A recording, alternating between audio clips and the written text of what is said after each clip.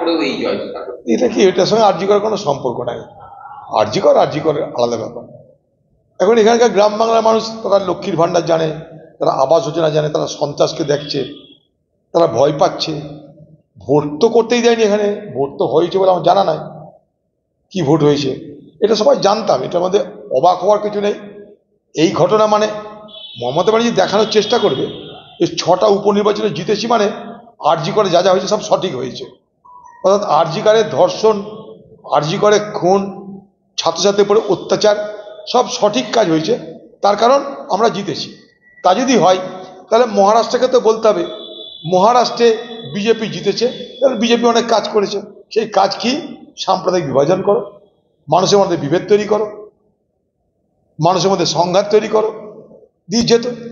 এখানেও তাই সন্ত্রাস, বিভ্রান্ত করা, এখানেও সাম্প্রদায়িক বিভাজন হয়, তার সঙ্গে এখানে আরেকটা জিনিস হয়, সেটা হচ্ছে যে মানুষকে কিছু সাহায্য পৌঁছে দেওয়া, পাইয়ে দেওয়া, সরকারি টাকায় মানুষকে সাহায্য পাইয়ে দেওয়া, তার একটা প্রভাব আছে। সরকারি দলের হাতে সমস্ত পঞ্চায়েত, সমস্ত পঞ্চায়েত সমিতি, সমস্ত জেলা পরিষদ, সমস্ত মিউনিসিপ্যালিটি সরকারি দলের হাতে, প্রশাসন সরকারের, আর বিভাজন করতেও ওস্তাদ মমতা ব্যানার্জি। তাই এটার সঙ্গে আরজি করার কোনো সম্পর্ক নাই। আরজি কর সাধারণ মানুষের স্বতঃস্ফূর্ত প্রতিবাদ। আরজি করে খুন এবং ধর্ষণ নারকীয় ঘটনা, সেই নারকীয় ঘটনার হয়তো তৃণমূল অস্বীকার করতে পারে যে না, আরজি করে যা হয়েছে তাতে আমাদের কোনো আপত্তি নাই, বাংলার মানুষ সেটাকে অস্বীকার করবে না।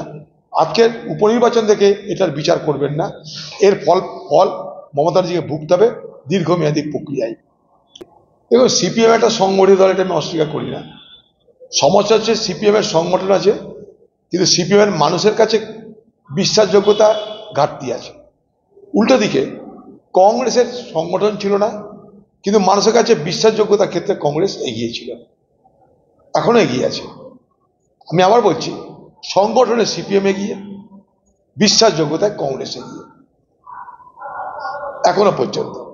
সেইটাই আমরা সমন্বয় করতে চেয়েছিলাম, যে ওদের সংগঠন, আমাদের বিশ্বাসযোগ্যতা, আমাদের ক্রেডিবিলিটি, ওদের অর্গানাইজেশন আমরা পারিনি।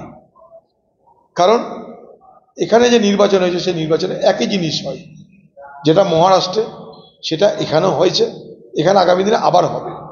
অর্থাৎ সাম্প্রদায়িক মেরুকরণ মোদি আর দিদির নেতৃত্বে এ বাংলা আগামী দিনে অবশ্যই দেখবে, কোনো চিন্তার কারণ নেই।